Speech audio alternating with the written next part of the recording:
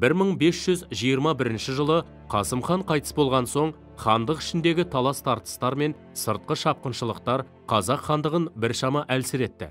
1521 жылы әкесінің орнына хан тағына отырған Мамаш көп замай хандық ішіндегі өзара қырқысу ұрыстарының бірінде қаза табады. Бұдан кейін 1523 жылы таққа Қасым ханның немеренісі Тахир отырады. Бұл кезеңде көрші мемлекеттермен, соның ішінде Моғолстан, Ноғай ордасы және өзбектермен қарым-қатынас шиеленісіп, жағдай қиындай берді. Қазақтар жерлерінің көп бөлігінен айырылып, тек Жетісуда ғана билік құрды. Тахир ханнан кейін жазба деректер бойынша қазақ хандығын бір мезгілде Бұйдаш, Ахмет, Тоғым хандар басқарған. Тарихта 1523-1538 жылдар қазақ хандығының уақытша әлсіреу кезеңі деп саналады.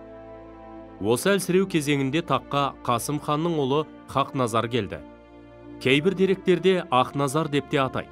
Хақназар хан қазақ хандығын 42 жыл бойы басқарды.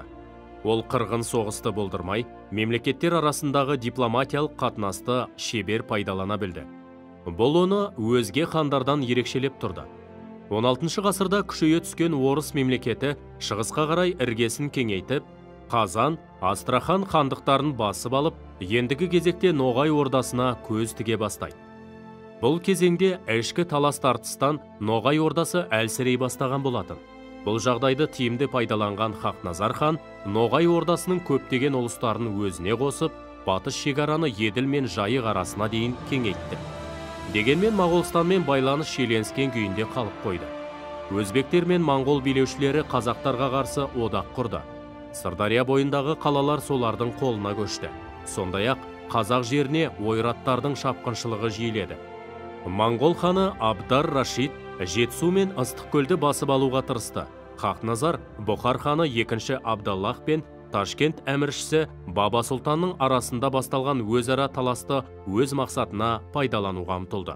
Өзбек билеушілеріне кезектесе көмектесе отырып, оларды әлсіретіп, сыр бойындағы қалаларды қайтарып алмақшы болды. Ханның бұл әрекетін сезіп қалған Баба Сұлтан келіссөз жүргізуге келген Жалым Сұлтан мен Хақназардың 2 ұлын өлтіруге бұйрық берді. 1580 жылы Баба Сұлтан жіберген тыңшылардың қолынан Хақназар хан да қаза табады. Хақназар тұсында қазақ хандығы Мәскеумен сауда байланысын орнатып, саяси қарым-қатынас жасады. 1569-1573 жылдары орыс елшілері Семен Мальцев пен Третьяк Чебуков қазақ хандығында болып, Сібір ханы көшімге қарсы әскери одақ құру мәселесін талқылайды. Иван Грозный патша Орал тауына келіп орналасқан ағайынды Страгоновтарға қазақтармен баж салығынсыз сауда жасауға бұйрық береді.